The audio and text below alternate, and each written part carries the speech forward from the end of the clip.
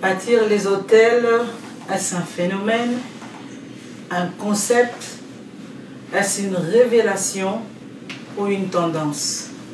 Mesdames et messieurs, bien-aimés dans le Seigneur, bonsoir et bienvenue sur le plateau de C'est bon de savoir. Parce que c'est bon de savoir. C'est vrai que ça fait un bon bout qu'on ne s'est pas parlé, qu'on n'a pas été sur le plateau. Et c'est vraiment un réel plaisir pour moi de nous retrouver, vous retrouver encore sur ces plateaux. C'est bon de savoir, c'est l'atmosphère qu'il vous faut. Alors, comme je l'ai dit, il y a vraiment un phénomène où les avis sont départagés. Il y en a qui sont pour bâtir les hôtels, il y en a qui sont contre, il y en a qui sont perplexes.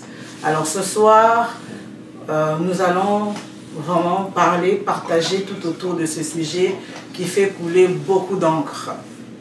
Et j'ai le réel plaisir d'avoir sur ce plateau mon père, l'apôtre Gabriel Veil, à qui je m'en vais dire bonsoir. Bonsoir, bonsoir prophétesse. Bonsoir et bienvenue sur le plateau de C'est bon de savoir. C'est vrai que ça fait vraiment longtemps. Ça fait longtemps. Et je crois que cette émission, c'est un coup d'envoi pour l'année prochaine déjà. Eh bien, on reprend avec force. Exactement. Et il n'est pas seul. J'ai aussi à ma gauche mon pasteur, mon bien-aimé, mon époux, le pasteur Danenzo. Bonsoir. Bonsoir, bonsoir. Et quelle belle soirée, hein? Oui, formidable. Donc, on aimerait quand même mentionner que c'est sa fête aujourd'hui, le 12 décembre. Merci. Encore une fois, happy birthday! Happy birthday! Merci beaucoup. Merci donc, beaucoup. Alors, apôtre, pasteur, il y a un phénomène. Un phénomène au milieu des enfants de Dieu, dans nos communautés chrétiennes, qui fait vraiment couler beaucoup d'encre. Les gens se posent des questions. Les enfants de Dieu se posent des questions. Faut-il bâtir les hôtels ou ne pas bâtir dans la nouvelle alliance? C'est quoi un hôtel? Ah, gloire à Dieu, belle question. Je crois que la question est très bonne, prophétesse. Nous sommes contents que nous ayons ce moment et nous saluons tout le monde qui est en train de nous suivre à travers le monde. Merci d'être là nombreux. Merci d'être là. Cas, merci d'être là. D'être là, clin d'œil spécial à tous les héritiers. Voilà. Je crois que... et commençons par lire un texte. Ensuite, nous allons continuer. Genèse, chapitre 12. Je crois que nous lisons un texte, ensuite nous continuerons. Parfait. Genèse 12. Ah, nous avons encore la Bible en page imprimée. Hein? Exactement. Genèse 12. Ouais, Genèse 12 au verset 7. La Bible dit, l'Éternel apparut à Abraham et dit, je donnerai ce pays à ta postérité. Et Abraham bâtit là un autel à l'Éternel qui lui était apparu. Nous disons Amen. Amen. Verset 8, il se transporta de là vers la montagne à l'orient de Bethel et il dressa ses tentes ayant Bethel à l'occident et Haï à l'orient. Il bâtit encore là un autel à l'Éternel. Et il invoqua le nom de l'Éternel. Amen. Amen. En fait, j'ai lu ici deux textes de l'Ancien Testament qui parlent de bâtir l'autel. D'entrée de jeu, j'aimerais poser certaines bases. Je crois qu'afin que nous puissions aller ensemble. D'abord, je voudrais que tous sachent que ce n'est pas une guerre ouverte que nous déclarons ici à ceux qui prêchent sur ou pour la construction des hôtels. Voilà. Non, loin de là. Absolument pas. Ouais, nous pouvons ne pas parler le même langage, oui, mais être dans le Seigneur. Voilà. Je crois que j'aimerais que nos amis, si quelqu'un, un frère, une soeur, un pasteur, un prophète, un apôtre, un évêque, je ne sais qui, un croirait qu'il faut bâtir les hôtels. Oui, on n'est pas ennemis. Voilà, je crois qu'on n'est pas ennemis, on ne doit pas être en bras de fer. On n'attaque pas une communauté, on n'attaque pas une personne. Non, pas du tout, pas du tout. Non, pas du tout. On veut juste apporter Comprenez. Autant que vous avez eu la liberté de parler de vos convictions, a accepté également que nous puissions également partager les nôtres. Exactement. Voilà. Et nous avons le devoir de partager ce que nous croyons public. Là, le deuxième point que je vais mettre ici, c'est pourquoi nous voulons parler autour de ces sujets. Je crois que c'est parce que nous avons eu plusieurs personnes qui nous ont approchés. Je crois que vous en avez plusieurs dans l'église. Oui, absolument. Exact, absolument. Il y en a plusieurs dans l'église et qui ont été victimes de ces phénomènes ou ces concepts qu'on appelle aujourd'hui bâtir les hôtels. Est-ce que ce sont eux qui ont mal compris, ou les autres sont mal comportés? On ne sait pas. Mais nous avons eu des cas qui ont fait saigner nos cœurs. Beaucoup de blessés. Certains ont été financièrement dépouillés sous le nom de bâtir les hôtels. D'autres ont été sexuellement exploités sous toujours cette expression bâtir les hôtels. Et d'autres encore se sont retrouvés sous la servitude de certains prédicateurs qui sont devenus prédateurs. Donc alors voilà, et c'est la raison pour laquelle nous disons parlons-en. Parlons-en. Parce que c'est plus d'une personne. C'est plus d'une personne. Qui se plaint, qui est découragé, qui a été victime, blessé, déformé. Alors parlons-en. Au point où d'autres commencent même à douter d'autres versets de la Bible. Est-ce que la Bible a été écrite pour notre exploitation ou elle a été écrite pour notre bien? Vous comprenez? C'est ce qui nous amène. Il y en a même qui ont abandonné la foi. Même le pasteur avait raison. Il y en a qui ont abandonné la foi, qui ne veulent plus aller à l'église parce qu'ils croient qu'il a été financièrement exploité et ils ne croient plus à la Bible. Ils ne croient plus au pasteur. Mais vous parlez comme pasteur. Vous en savez quelque chose. Et troisièmement, la base que nous aimerions poser, bâtir un hôtel ou les hôtels, c'est quoi? Vous comprenez? Et je crois que de là, nous allons avoir une base commune. Et je crois que, avant de continuer ici, j'aimerais laisser mon fils pasteur nous définir ce qu'est un hôtel. Et de là, je vais continuer. En tout cas, merci beaucoup. Merci beaucoup, mon père. J'aimerais signaler que je suis avec mon père, l'apôtre Gabriel Veilly. C'est pour moi un très grand privilège un honneur de partager ce plateau ensemble avec mon père. Au fait, un hôtel, c'est juste un haut lieu. C'est un haut lieu, c'est une table dressée pour une divinité. C'est un lieu de rencontre entre une divinité et puis une personne. Donc, soit la divinité descend vers toi, ou soit toi qui montes vers la divinité. Donc, c'est juste une table dressée pour une divinité. Voilà donc un point de contact entre l'humain et le spirituel. Exact. Un point de contact entre l'individu et une divinité. Un point de communion. Exactement. Vous comprenez? C'est là où on vient. Et pour communiquer. Oui, pour communiquer, communier. Vous comprenez? C'est là où on invite la présence d'un esprit, ou des esprits, ou c'est là où on entre en contact ou en communion. Exact. Alors, les hôtels ont existé. C'est un phénomène qui est connu même dans nos traditions. Très vrai. Je crois que dans chacune de nos familles, nous avions des hôtels. On retrouvait qu'il y a un coin où on mettait une marmite, où les parents, quand il y avait des moments qui étaient difficiles, les parents s'y rendaient pour pouvoir parler aux ancêtres. Très vrai. Vous comprenez? Il y avait même des tables où on mettait de la nourriture. La nourriture. Absolument. Et même dans d'autres circonstances où on plaçait de l'argent. Oui. Et ils parlaient à cet endroit-là. Vous comprenez? Et c'est ainsi qu'ils entraient en communion avec les esprits des ancêtres. Soit ils les invitaient, soit eux. Un phénomène s'est passé, il y avait une communion. Voilà, en cet endroit. Et en lisant la Bible, nous trouvons que la Bible parle également de bâtir des hôtels.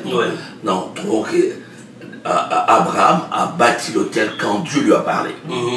Donc quand Dieu lui a parlé et qu'il s'est déplacé dans Genèse 12 et qu'il est arrivé à l'endroit où Dieu le voulait, l'endroit appelé Canaan, eh bien quand Dieu lui a confirmé que c'était l'endroit, Abraham a bâti un hôtel. Vous comprenez, à bâtir un hôtel. Et nous ne voyons pas où il est écrit que Dieu lui a parlé. Très vrai. Vous comprenez? Nous trouvons qu'il a pris l'initiative personnelle de bâtir un hôtel. Vous comprenez? Il est probable qu'Abraham ait perpétué une habitude héritée de la Babylonie. Vous comprenez? Parce qu'il n'a pas jusque-là reçu une formation, une éducation de la part de Dieu. Et bâtit un hôtel. Donc il dit, et Dieu, nous ne sommes pas encore sous la loi, il n'y a pas des instructions, il n'y a pas de blâme. Là où il n'y a pas de loi, il n'y a pas de condamnation. Vous comprenez? Et pourquoi il bâtit un hôtel? Pour exprimer sa gratitude à Dieu. Et curieusement, je vais ouvrir une parenthèse, Abraham est appelé homme de foi. Nous constaterons qu'il est curieux qu'on ne voit pas l'homme de foi Abraham en train de prier. Ça c'est fort. Ouais. Nous voyons l'homme de foi Abraham n'est pas comme l'homme de foi actuel. Vous comprenez? Parce que l'expression là, c'était la façon de s'exprimer à l'époque. Aujourd'hui, nous avons la révélation. Vous comprenez? Et cette révélation nous fait comprendre que nous devons nous exprimons notre foi par la prière. Puisque je crois, je prie. Plus je crois, plus je prie. Vous comprenez? Donc voilà pourquoi nous disons que Dieu n'exauce pas la prière, mais Dieu répond à la foi. Et la prière n'est rien d'autre que l'expression de notre foi. Amen. Et alors donc, la bâtir les hôtels, je réponds sur ces 3 points-là. Il est aussi 4e point à noter, là on parle de l'hôtel.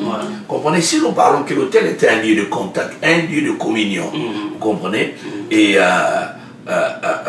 ça peut déjà commencer à nous aider, à nous faire une idée.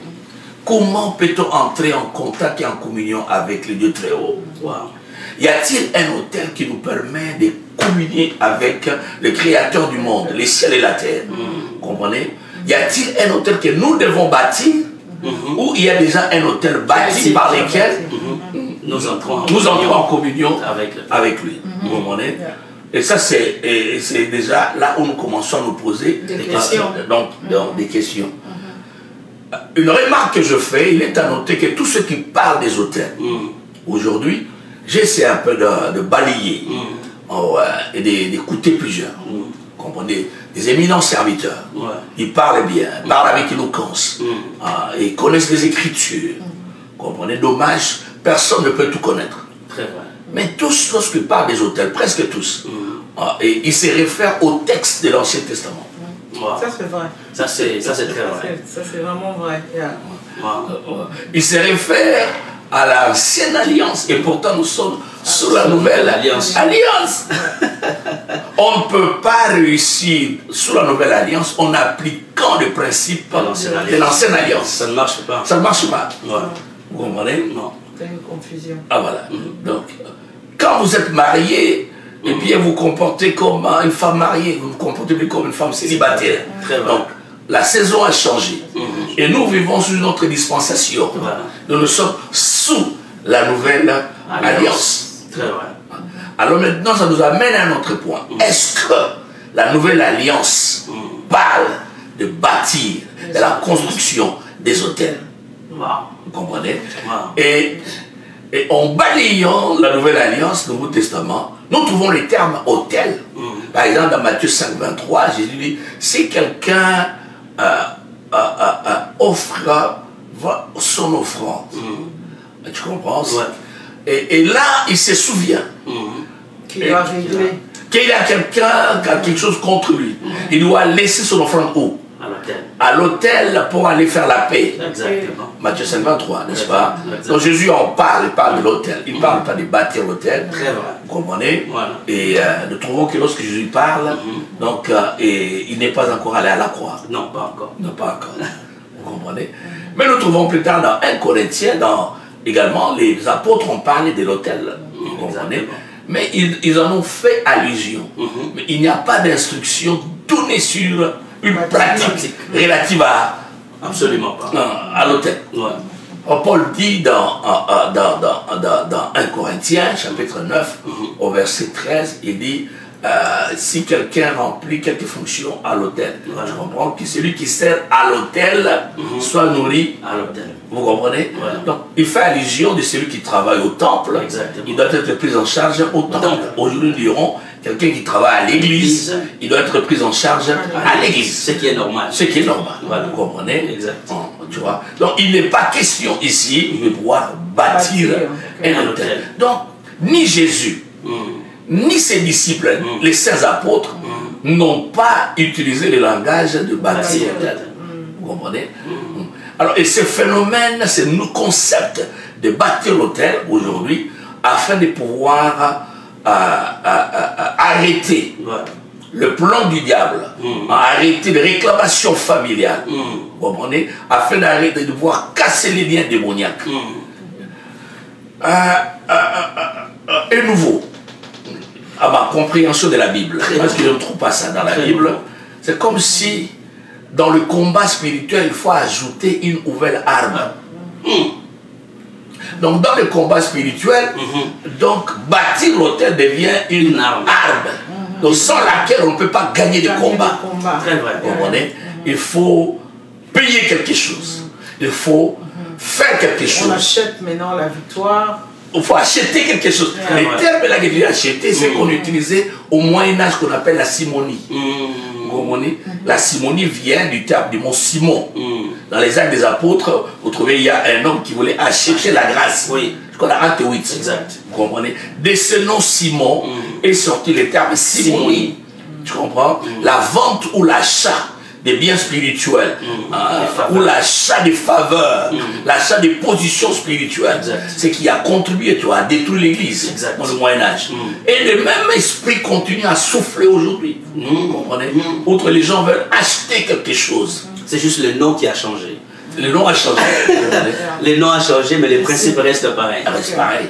Le principe reste pareil. Ouais. Donc bâtir les hôtels, en fait, n'a aucun fondement. On ne peut pas justifier ça dans la Bible. Parce que si je vais entrer en contact avec Dieu, par quelle voie? Jésus a dit, je suis le chemin, la vérité et la vie. Nul ne peut aller au Père autrement que par moi. Le seul chemin, vous comprenez? C'est par lui que nous avons accès auprès du Père.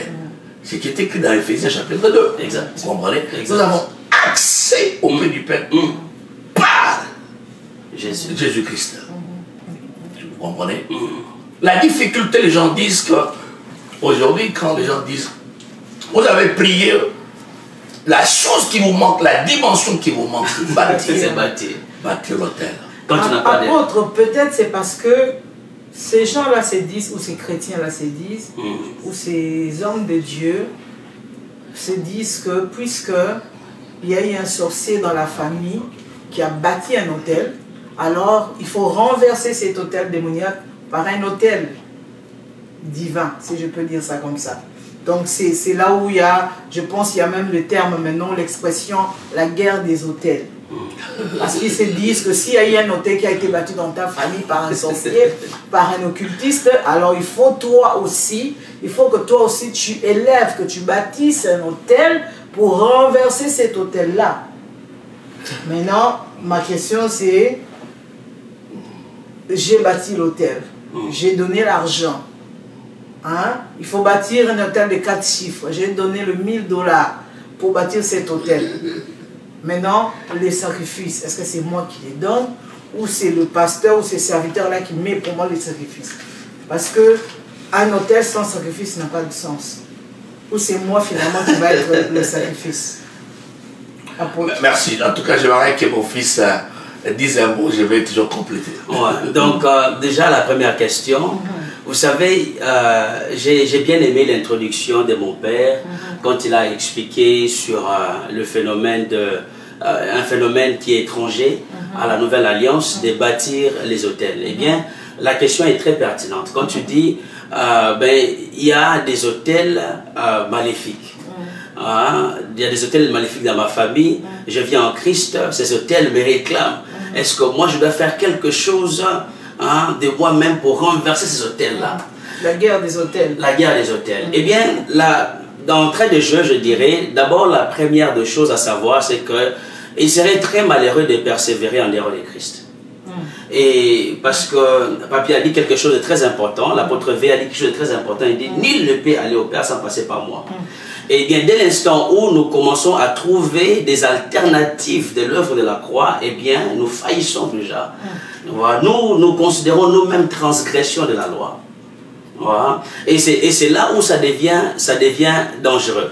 Maintenant, juste réfléchissez. Parce que la Bible nous dit ceci, que dans le désert, il y avait la tente d'assignation. Dans la tente, il y avait l'autel de parfum, il y avait l'autel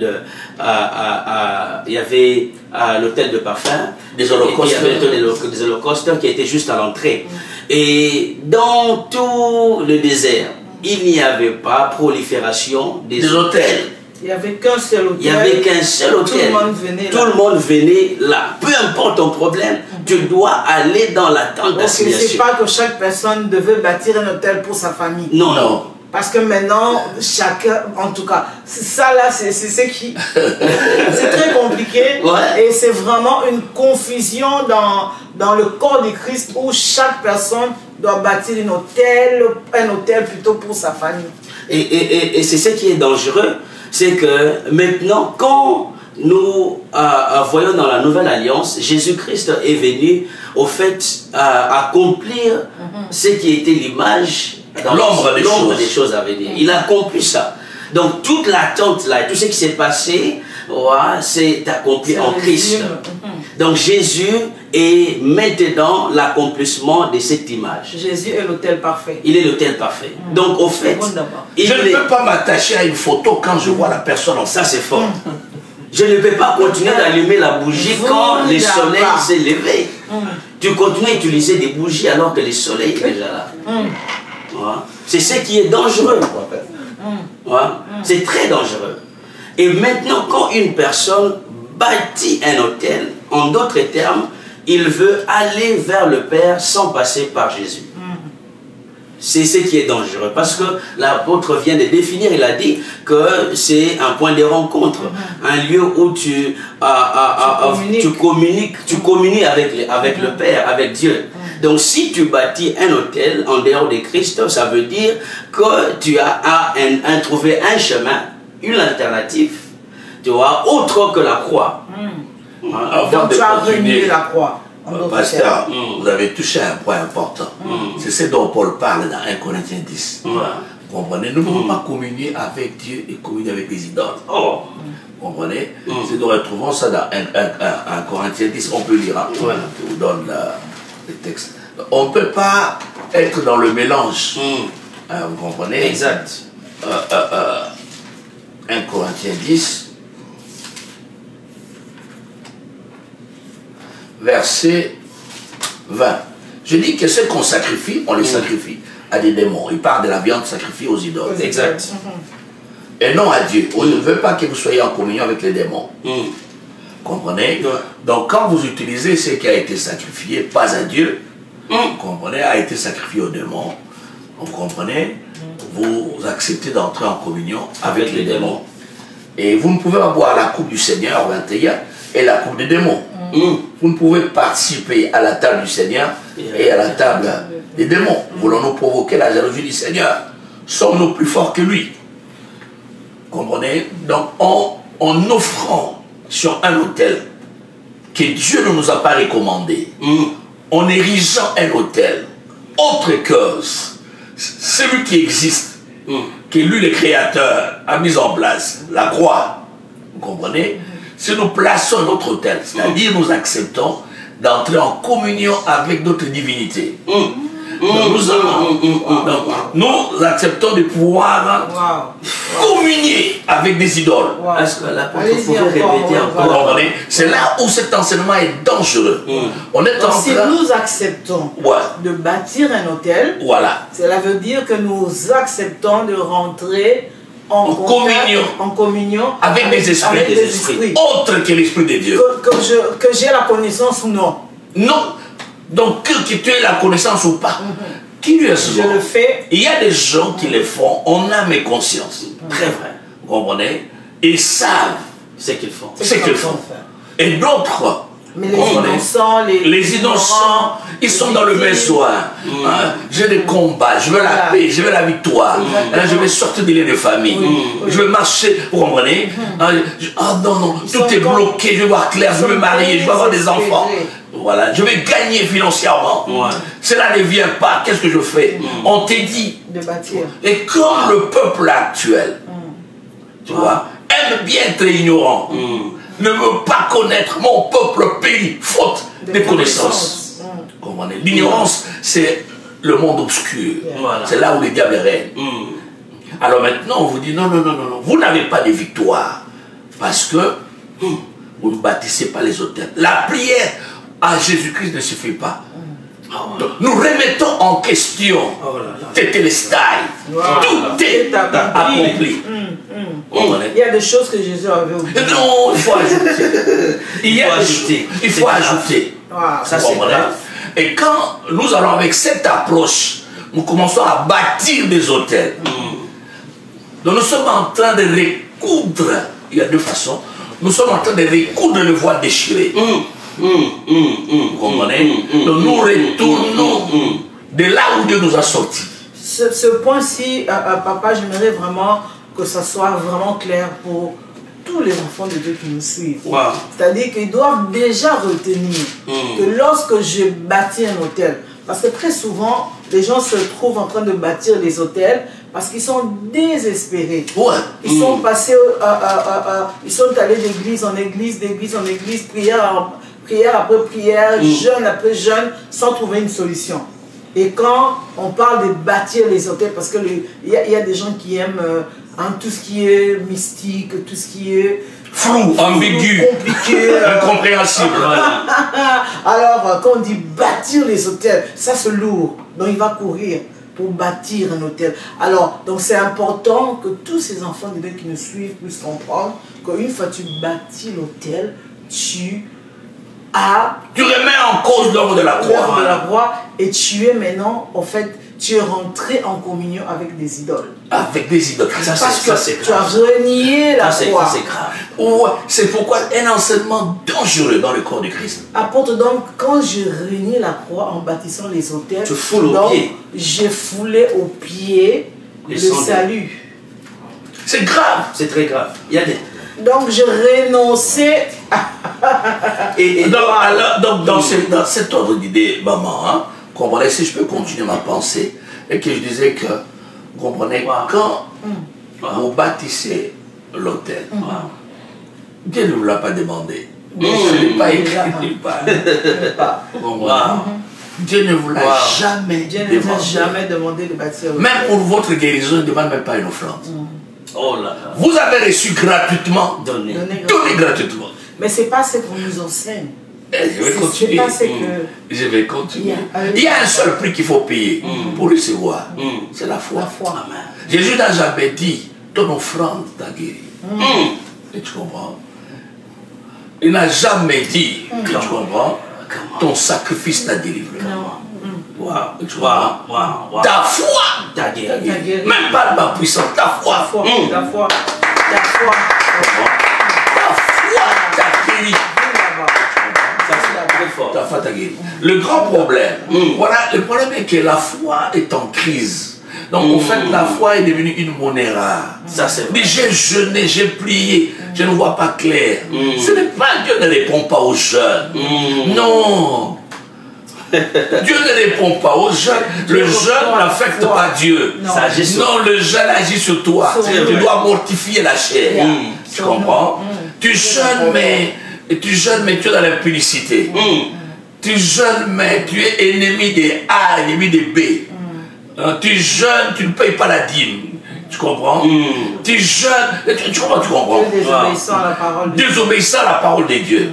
N'est-il pas dit que la prière d'un méchant est une abomination? Papa, c'est parce qu'en fait aujourd'hui, il y a un phénomène aussi à part bâtir les hôtels, la grâce. C'est-à-dire que tu peux vivre comme tu peux vivre, la grâce est là. La grâce est rendue comme... En fait, la grâce, c'est une extrême autre que bâtir l'autel. Ce sont deux extraits. Des extraits.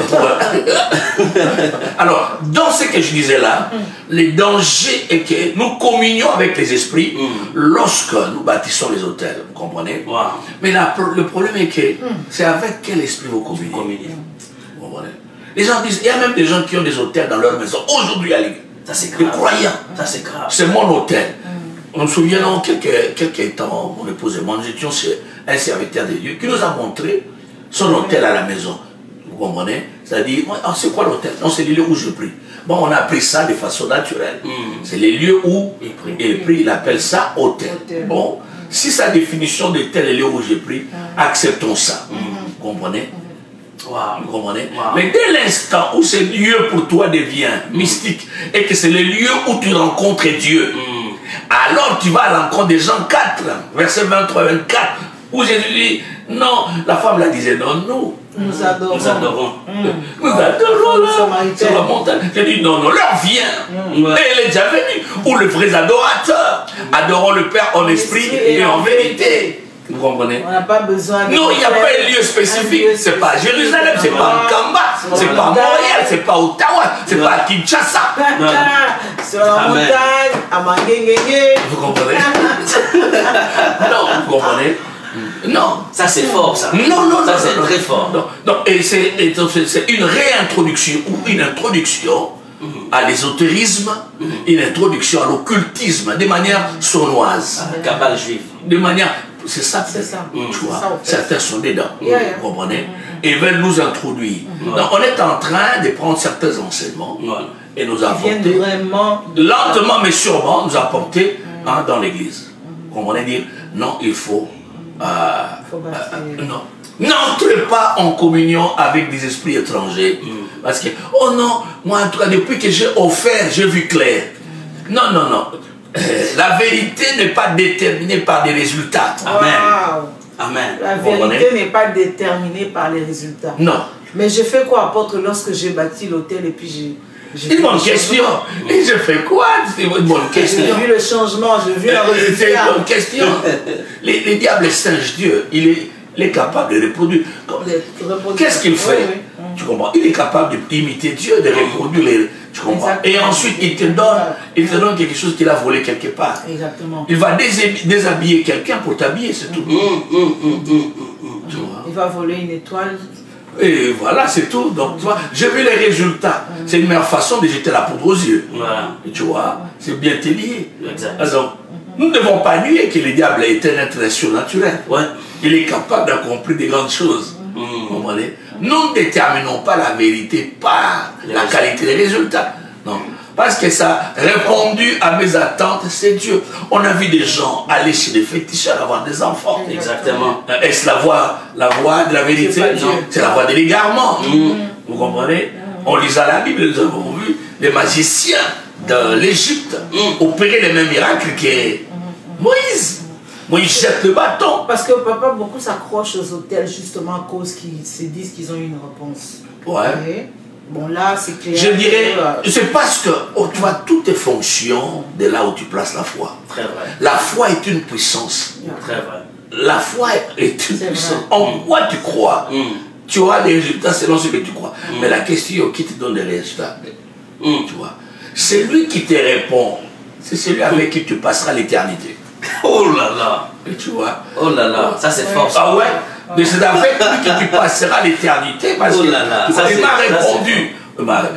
Mais les gens là, ceux qui sont les grands acteurs, les grandes célébrités, ils sont dans les loges parce qu'ils ont des résultats. Vous comprenez? Donc nous devons juger les résultats en fonction de la vérité. Donc c'est la vérité qui est l'appareil de mesure. Vous comprenez? Nous jugeons tout par la vérité. Par la vérité. D'autres vont plus loin, qui nous disent, ils donnent des versets, qui nous disent, mais il faut à toi arrêter une malédiction. La Bible dit dans Galates 3, verset 7, et que par la foi, nous sommes devenus filles et fils d'Abraham. Donc nous sommes devenus descendants spirituels d'Abraham par la foi en Jésus. Nous avons été connectés, branchés.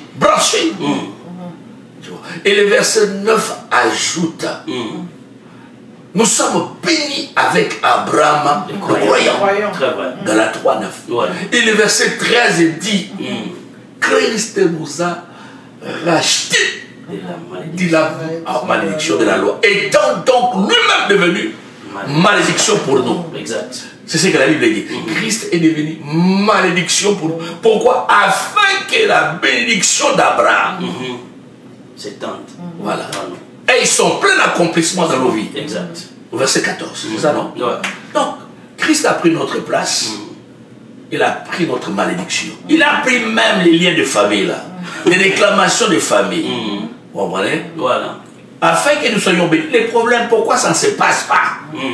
Non, moi je crois, le problème est que, tu vois, le problème est que, tu es croyant, tu dis que non, je suis croyant, je crois, je fais confiance en Dieu, tu vois. Très fort. Mais tu ne peux pas prétendre croire sans obéir. Très vrai. Il n'y a pas de foi sans obéissance. Amen. Que tu comprends? Très Il n'y a fort. pas de foi sans obéissance. Ça n'existe pas.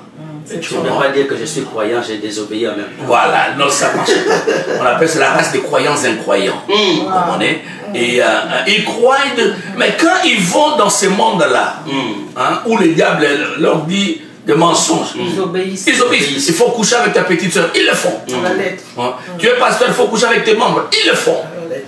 Tu comprends? Bon. Il faut sacrifier les enfants des diacres. Ils le font. Les diacres voient que leurs enfants sont en train de mourir. Tu comprends? Ils le font. Vous comprenez? Mais pourquoi ne pas avoir des résultats de celui qui est de votre... C'est Dieu que vous servez. Parce que vous lui obéissez. Mais dans le Seigneur, vous comprenez? La Bible dit, tu vois, la Bible nous montre les vrais sacrifices à offrir. Yes. Il y a un sacrifice à offrir. Yes. Quand vous ne l'avez pas offert, vous aurez des combats inutiles. Très vrai. Les sacrifices à offrir, Romains 12, 1. Waouh, waouh, waouh, Amen. waouh, Romains 12, 1. waouh.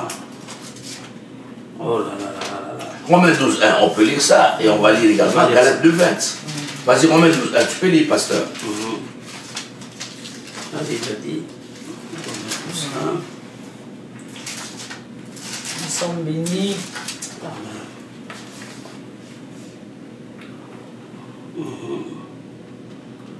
Romains 12, verset 1. La version 8 secondes. Allez-y, pasteur.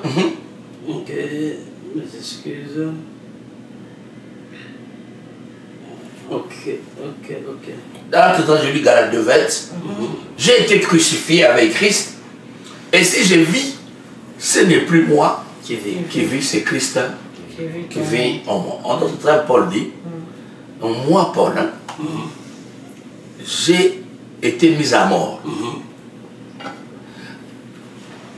Moi, Paul, l'ancien Paul là, l'ancien qui m'auto, l'ancien monsieur qui soukoute, tu comprends? L'ancien madame Zuma Zuma, mise à mort, Wow. n'existe plus. Tu comprends? Mon ancien moi, N'existe plus. crucifié. Quand tu es crucifié, tu es mis à mort. Tu es mort. Romains 12, 1. Et c'est Christ qui vit en moi. C'est là la vie de victoire. On a des chrétiens qui ne sont jamais morts. Oh là là. Ils sont vivants avec leur corps. Bien vivant. Mais non. Ils sont sortis de l'anesthésie. Donc, ils touchent. Vous comprenez? Pendant l'opération. Romains 12, 1. Je vous exhorte donc, frères, par les compassions de Dieu, à offrir vos corps comme un sacrifice vivant, saint, Doucement. agréable. Je vous exhorte, frère, par les compassions du Seigneur, à faire quoi? À offrir vos corps. Allez-y. Un sacrifice vivant, Comme un sacrifice vivant, saint, saint, agréable, agréable à Dieu, à Dieu. ce qui sera de votre part un culte raisonnable. Un culte raisonnable. Wow. Offrez vos corps. Wow. La meilleure réponse au sacrifice de Golgotha, c'est le sacrifice de soi. Amen. Tu te donnes toi-même. Totalement. Totalement. Toi, tu ne veux pas te donner, mais tu veux donner l'argent. Et ça c'est fort. Tu comprends? Là, c'est très fort. Tu comprends? C'est quand quoi? tu es rebelle à Dieu, mais tu donnes. Tu veux Ça, c'est une corrompre corruption. Dieu. C'est une corruption. Voilà. C'est une corruption. C'est la simonie. Nous avons des pasteurs simoniaques. Ouais. Vous avez des prophètes simoniaques. Vous avez des diacres simoniaques. Yeah. Vous avez des anciens simoniaques. Vous avez des apôtres simoniaques. Vous comprenez? Et vous avez, c'est pas des évangélistes simoniaques. Hein? Et vous avez des frères et sœurs en Christ simoniaques. Vous comprenez? Parce qu'ils veulent soit vendre, ils veulent soit acheter. Et tu vois? Donc je vais acheter une victoire. Donc il faut payer quelque chose. Il faut payer quelque chose. Il faut payer quelque chose. Il faut payer quelque chose. Il faut payer. Retour aux traditions anciennes. Vous comprenez? Retour à ce qui a été déclaré caduc, révolu. Vous comprenez? Wow. Et apôtre, moi, je me suis toujours posé une question. Un sorcier qui, disons, a vendu une famille, Correct. a versé le sang parce qu'il a la recherche de la gloire. Il va bâtir un hôtel, il va verser le sang. Maintenant, toi, qui es victime de ce que lui a fait, toi, tu veux, au fait, remédier à ce problème-là avec $1000. Alors que de l'autre côté, c'est le sang qui a été versé. Et toi, tu viens avec tes $1000 pour que cet hôtel-là soit détruit. Est-ce que ça fait du sens? Ça n'a pas de sens. Qu'est-ce qu'on peut donner, tu vois, par rapport au sang? Lui, il a versé le sang pour pouvoir sacrifier ton bonheur. Tu vois? Toi, tu veux arrêter son sacrifice de sang avec tes $5000. Avec tes même $10 000. Comment vas-tu comparer? Et bizarrement, le même hôtel retient chaque année. Donc, il faut bâtir ce même hôtel chaque année. Chaque année, tu dois faire... Non, il y a un malaise. Il y a un malaise. Donc, il y a un véritable malaise. C'est là où nous ne comprenons pas. En fait, c'est un phénomène, c'est un fléau dans l'Église. Ça, c'est ma compréhension des choses. C'est un fléau dans l'Église et qui doit s'arrêter. Et les chrétiens doivent lire la Bible et comprendre. Tu comprends? Quand tu n'as pas de victoire dans les combats spirituels, la Bible dit résister au diable. Il fera quoi? Il fuira. Vous ne voulez pas résister au diable. Vous voulez dire non, que les prophètes résistent pour moi. Le diable. Vous comprenez? Moi, je vais payer quelque chose. Il y en a qui envoient même des offrandes. Les prophètes vont monter à la montagne. Voilà. Aller prier pour eux. Moi, je vais monter pour vous. Vous envoyez. Envoyez seulement, vous je vais aller à l'hôtel. Et puis voilà. Je crains Dieu pour vous. Je crains Dieu pour vous. Voilà. Je lis la Bible pour vous. Ouais, je prie pour vous. Je me sacrifie pour vous. Vous comprenez? Vous comprenez? Donc, il y a quelque chose qui ne marche pas. Si même il faut revenir à ce que disaient les pasteurs dans là. Si même sous l'ancienne alliance, aucun Israélite n'avait le droit d'aller se bâtir son hôtel dans un coin. Là-bas, non. Il y a un hôtel qui existe dans les tabernacles, dans la tente d'assignation. C'est là où il faut aller. Vous comprenez? Et pourquoi, sous la nouvelle alliance, devons-nous bâtir des hôtels? Nous avons des expressions claires.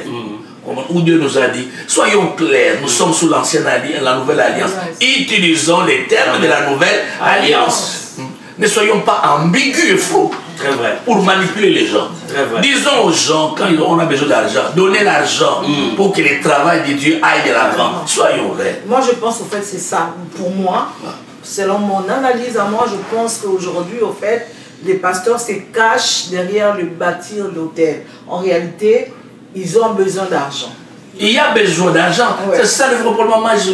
Donc, tu vois, disons les choses de manière claire. Vous comprenez? On ne s'enrichit pas en utilisant l'église. Vous comprenez? Non, l'évangile. Non. Ça, c'est une mauvaise approche. Quiconque voudrait devenir riche, tu vois, ne s'engage pas au ministère. Tu vois, tu veux devenir riche, va faire des affaires. Tu comprends? C'est ça, tu vois. Tu ne cherches pas à t'enrichir en te servant du ministère. Tu vois? Et je pense que c'est ça qui s'est passé. Je peux un peu faire deux pas là. Je crois qu'on doit être assez clair. Il y a d'autres qui disent non, le monde. Tu vois, acte 10. Non, on dit dans acte 10. Qu'est-ce qui est dit dans acte 10? Parce qu'il y a d'autres qui disent dans acte 10, il y a eu Corneille. Donc Dieu s'est souvenu de ses prières. et de ses aumônes. Acte 10. Dieu se souvenait de prières de Corneille et de ses aumônes. Et la question, vous comprenez? À qui nous devons donner le mot? Non, attendez, j'y vais doucement. Vous comprenez?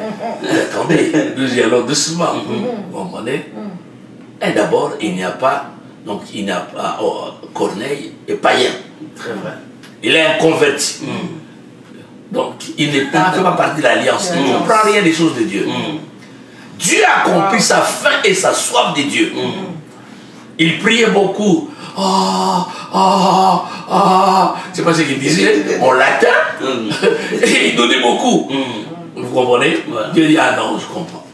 Pour répondre à la soif de son cœur, Dieu n'a pas amené une guérison. Dieu n'a pas amené, Dieu a amené le salut. Voilà. Il a envoyé son serviteur pour apporter le salut. Voilà. La chose la plus importante que tu as besoin, c'est quoi? Le salut.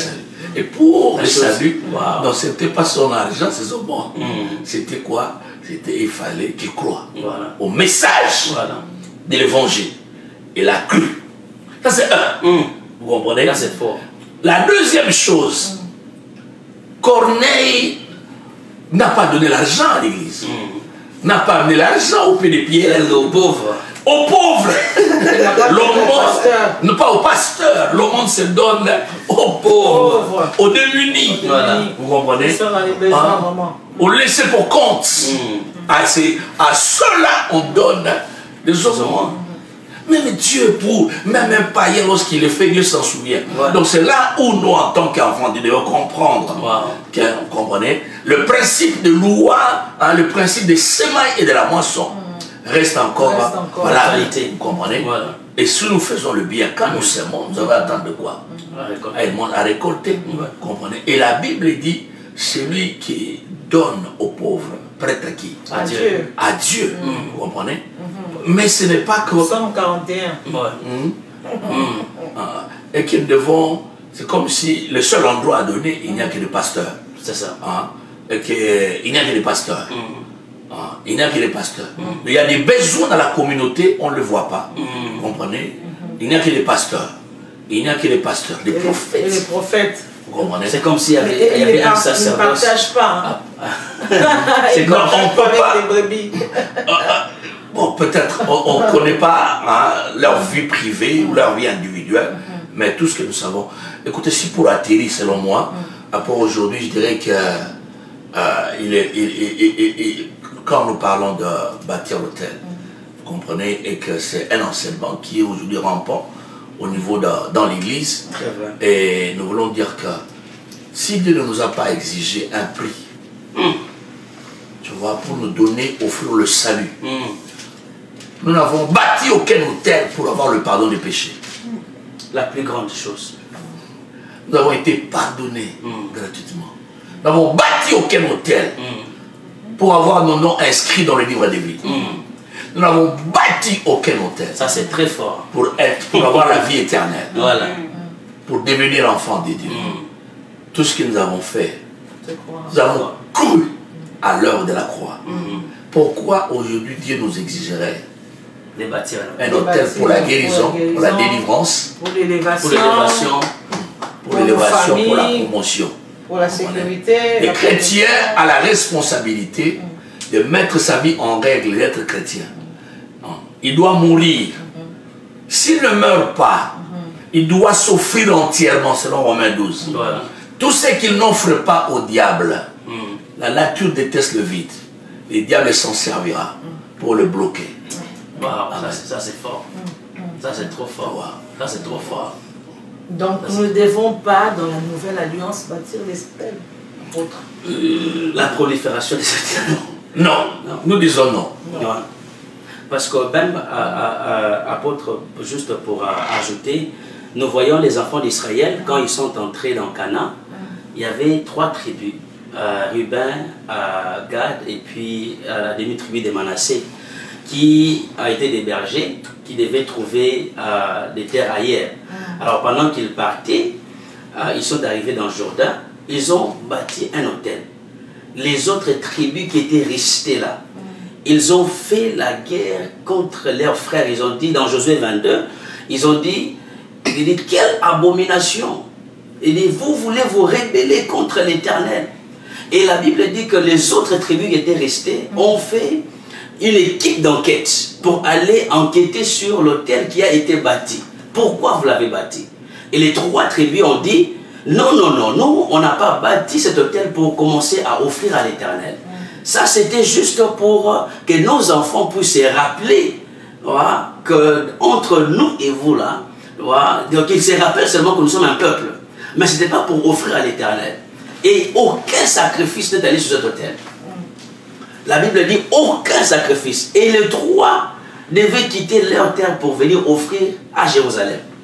Donc personne n'avait le droit d'avoir un autre autel en dehors de ce qui était déjà dans Jérusalem. Et je pense que ça rejoint ce que l'apôtre vient de dire, que la croix nous suffit. Et juste pour finir, ça c'est des choses, des questions que je me suis toujours posées.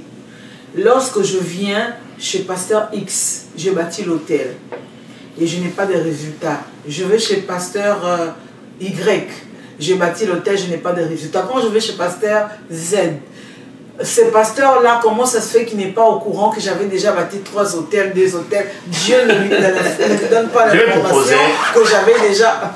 Je proposerais qu'on puisse tacler ça à la session prochaine. À la session prochaine, ok, pas de souci. Le rendez-vous est fixé pour prochainement.